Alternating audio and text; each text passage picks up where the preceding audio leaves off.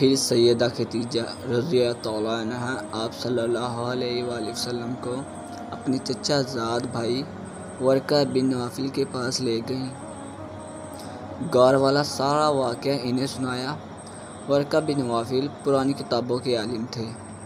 ساری بات سن کر وہ پکار اٹھے، قدوس قدوس، قسم ہے اس ذات کی جس کے قبضے میں میری جان ہے۔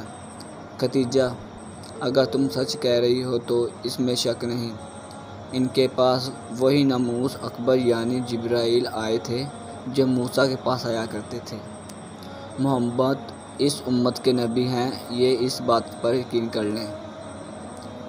قدوس کا مطلب ہے وہ ذات جو ہر عیب سے پاک ہو۔ یہ لفظ تعجب کے وقت بولا جاتا ہے جیسے ہم کہتے ہیں اللہ اللہ۔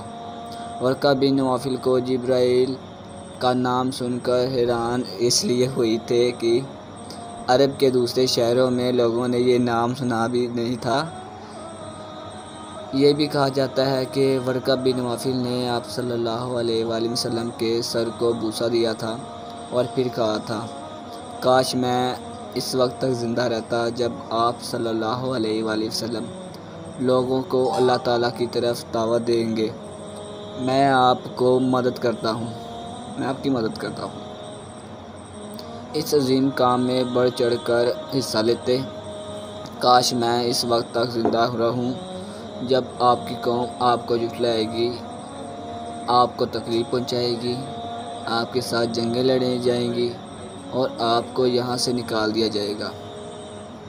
اگر میں اس وقت تک زندہ رہوں تو آپ صلی اللہ علیہ وسلم کا ساتھ دوں گا، اللہ کے دین کی حمایت کروں گا۔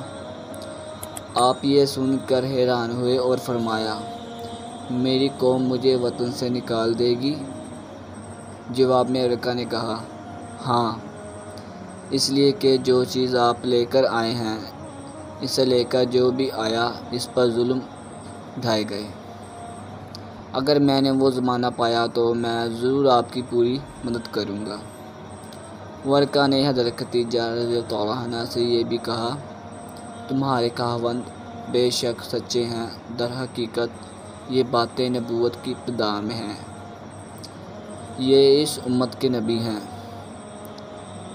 لیکن اس کے کچھ ہی مدت بعد ورقہ بن نوفل کا انتقال ہو گیا۔ انہیں حجوج کے مقام پر دفن کیا گیا۔ چونکہ انہوں نے آپ کی تصدیق کی تھی، اس لیے نبی کریم صلی اللہ علیہ وآلہ وسلم نے ان کے بارے میں فرمایا، میں نے ورقہ کو جنت میں دیکھا ہے، ان کے جسم پر سرخ لباس تھا۔